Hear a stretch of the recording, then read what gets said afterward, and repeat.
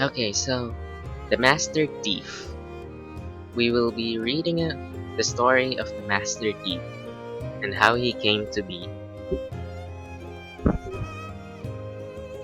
The beginning. A poor cottager had nothing to give his 3 sons. He decided to let them be off on their own journeys to avoid responsibility. So he walked with them to a crossroad where each son took a different road towards their destiny. We follow the story of the youngest son.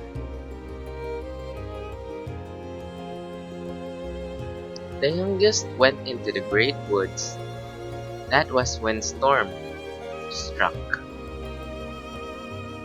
It was so strong he sought shelter in a house, where he had no bearings against the droplets from the sky. An old woman who was there warned him that it is a den of robbers and that they were away for the time being. He didn't waver, and he stayed. When the robbers arrived, he persuaded them to take him on as a servant. They set him to prove himself by stealing an ox that a man brought to market to sell. He took a shoe with a silver buckle and left it in the road. The man saw it and thought it would be good if only he had the other, and went on. The youngest took the shoe and ran through the countryside to leave it in the road again. The man left his ox and went back to find the other, and the son drove the ox off. The man, distraught at losing his ox, went back to get the second ox to sell it. The robbers told the youngest that if he stole that one as well, they would take him into the band. The youngest went on the road and pretended to be dead. This alarmed the man. He continued on walking, scared. The youngest ran again and on the other side of the road, went ahead and pretended to be dead again. Then the youngest went on for a third time. This convinced the man by the third body that there was witchcraft going on. So he went back and checked the other 2 bodies to make sure, leaving his ox, which the youngest took as an opportunity to steal. The youngest was accepted into the band and quickly rose as the best to steal. At some point, he had been leading the band, which led to some infighting. The robbers disliked following the youngest, and they left him to be on his own, leaving the house and everything in it to him. The youngest took the oxen home, and he too went home to his father, after taking all the money and gold left by the robbers. At some point, while at home, the youngest took a fancy to a daughter of a local squire. He then devised a plan on how to marry said girl. The youngest told his dad to ask permission from the squire for her daughter's hand in marriage, and to tell him that the youngest was a master thief. The squire, intrigued, agreed on a condition. From this point on, the youngest takes up the mantle of a master thief.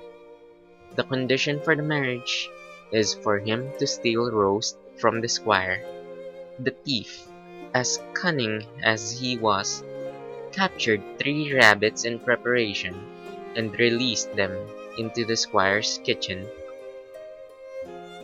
All the servants, thinking it was only 1 rabbit, went into chaos, trying to catch it. This gave the opportune moment for the thief to steal the roast from the kitchen. The local priest made fun of the squire for being easily bamboozled. This made the squire take revenge by asking the thief to play a trick on the priest. The thief dressed up as an angel and told the priest it was his time. This surprised the priest, but not as much as what happened next. The thief dragged the priest. He dragged him through thorns and stones, and threw him into a goose house, telling him it was purgatory. Afterwards, the thief stole all the priest's belongings. The squire was really pleased. He wanted to test the thief some more, so this time he set a condition in where he must steal 12 horses while the 12 riders guard. An impossible task to be sure. The thief, proving to be more cunning than a private detective, dressed up as an old woman who was in need of shelter, which the riders let in the stables. The old woman offered some rum as compensation. The rum was surprisingly drugged. It had put all 12 riders to a heavy sleep, and this let the thief steal all 12 horses. The squire thought up of a new impossible task. This time, he asked the thief to steal his horse while he was riding it. The thief agreed, saying he could do it. The next day, the squire, riding on his horse, was extremely wary. He had to be sure that the thief wasn't hiding in the way, in this case, the forest. As he saw an old man in the way, he thought he could let the old man scout in his stead. The old man explained that he could not let go of the cask, as it was leaking and he had to plug up the hole while carrying it. The squire then held the cask and plugged it up in his stead, and told the man to scout the forest. The old man never came back and was actually the thief in disguise again. In his frustration, the squire thought up of a plan to steal the thief's lives instead. He told them that the thief needed to steal the sheets in his bed tonight. The squire warned everyone in his house about his plan.